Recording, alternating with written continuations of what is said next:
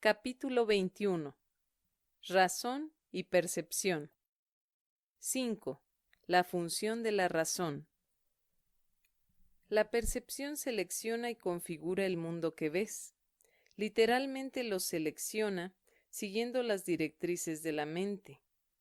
Las leyes del tamaño, de la forma y de la luminosidad tendrían validez quizá si otras cosas fuesen iguales. Pero no lo son, pues es mucho más probable que halles lo que buscas que lo que prefieres pasar por alto.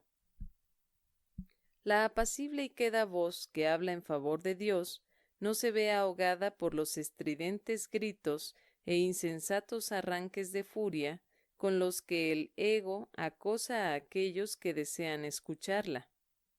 La percepción es una elección, no un hecho, pero de esta elección depende mucho más de lo que te has dado cuenta hasta ahora, pues tu creencia acerca de quién eres depende enteramente de la voz que elijas escuchar y de los panoramas que elijas ver. La percepción da testimonio únicamente de esto, nunca de la realidad.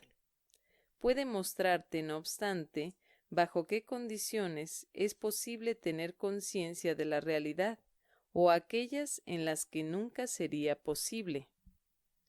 La realidad no necesita tu cooperación para ser lo que es, pero tu conciencia de ella necesita tu ayuda, ya que tener esa conciencia es algo que tú eliges.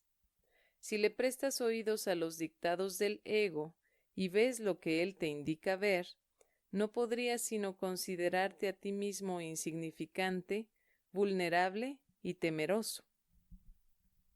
Experimentarás depresión, una sensación de no valer nada, así como sentimientos de inestabilidad e irrealidad. Creerás que eres la desvalida víctima de fuerzas que están más allá de tu control y que son mucho más poderosas que tú. Y creerás que el mundo que fabricaste rige tu destino, pues tendrás fe en eso. Pero no creas que porque tengas fe en eso, ello pueda hacer que sea real. Hay otra visión y otra voz en las que reside tu libertad que tan solo están aguardando tu decisión. Y si depositas tu fe en ellas, percibirás otro ser en ti. Este otro ser considera que los milagros son algo natural, pues son tan simples y naturales para él como respirar lo es para el cuerpo. Constituyen la respuesta obvia a las peticiones de ayuda, que es la única que él ofrece. Los milagros le parecen antinaturales al ego porque no entiende cómo es posible que mentes separadas puedan influenciarse unas a otras. Y si estuviesen separadas, ciertamente no podrían hacerlo, pero las mentes no pueden estar separadas. Este otro ser es perfectamente consciente de esto, y así reconoce que los milagros no afectan la mente de otro, sino la suya propia. Los milagros siempre cambian tu mente, pues no hay ninguna otra mente. ¿No te das cuenta de hasta qué punto la idea de la separación ha interferido en el ejercicio de la razón? La razón mora en el otro ser que has excluido de tu conciencia, y nada de lo que has permitido que permanezca en ella es capaz de razonar. ¿Cómo va a ser posible que aquel segmento de la mente que está desprovisto de razón pueda entender lo que es la razón o comprender la información que ésta le podría suministrar? De ese segmento pueden surgir todo tipo de preguntas, pero dado que la pregunta básica solo puede proceder de la razón, él jamás la podrá plantear. Al igual que todo lo que procede de la razón, la pregunta básica es simple y obvia, si bien aún no se ha planteado, mas no creas que la razón no la podría contestar. El plan de Dios para tu salvación no se habría podido establecer sin tu voluntad y consentimiento. tuvo que haber sido aceptado por el Hijo de Dios, pues lo que Dios dispone para él, él no puede sino aceptarlo. Y Dios no dispone nada sin su Hijo, ni su voluntad depende del tiempo para consumarse. Por lo tanto, lo que se unió a la voluntad de Dios tiene que encontrarse en ti ahora, puesto que es eterno.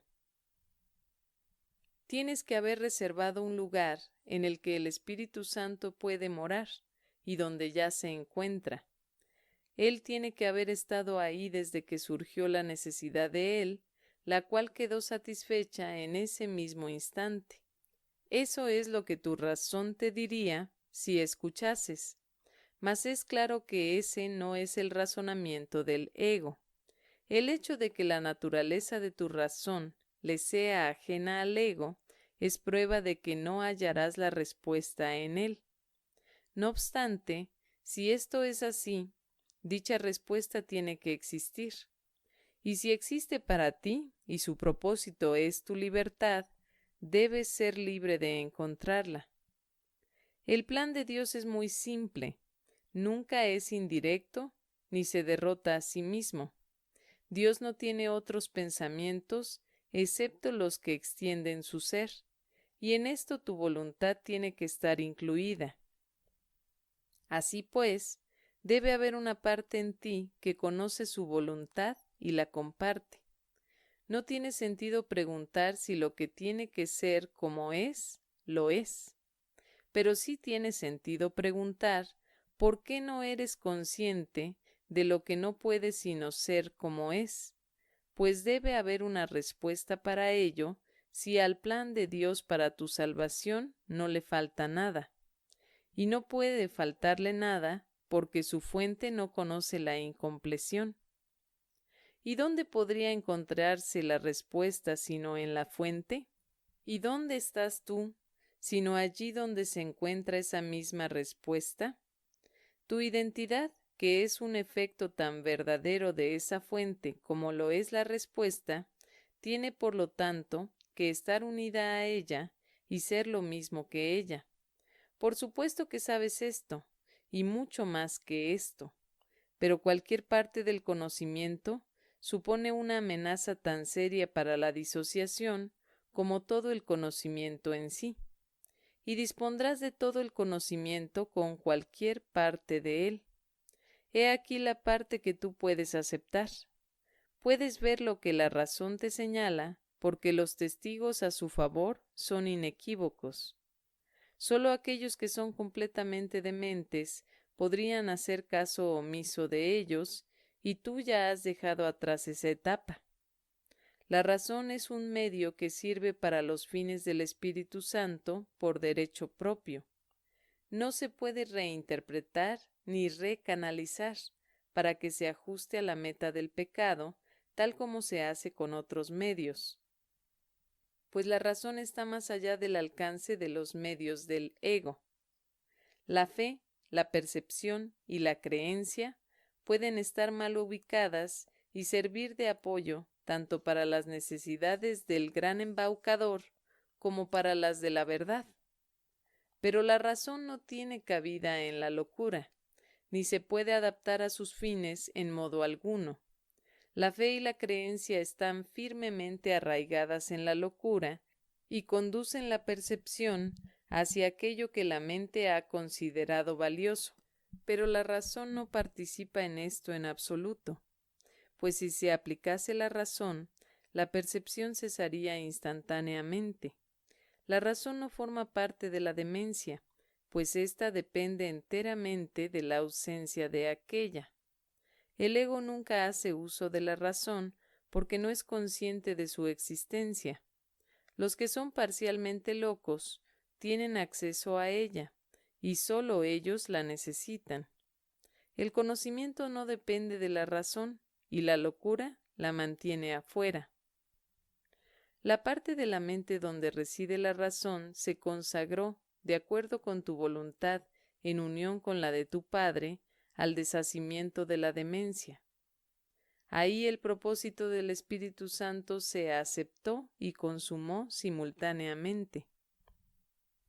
La razón le es ajena a la demencia, y aquellos que hacen uso de ella han adquirido un medio que no puede dedicarse al pecado. El conocimiento está mucho más allá de lo que se puede lograr, pero la razón puede servir para abrir las puertas que tú le cerraste. Ya estás muy cerca de esto. Tu fe y tus creencias han cambiado y has hecho la pregunta que el ego nunca haría. ¿No te dice tu razón ahora que la pregunta debe haber emanado de algo que tú no conoces, pero que aún así debe ser parte de ti? La fe y la creencia, apoyadas por la razón, producen forzosamente un cambio en tu percepción. Y con este cambio se le hace sitio a la visión. La visión se extiende más allá de sí misma, tal como lo hace en el propósito al que sirve, así como todos los medios para su consecución.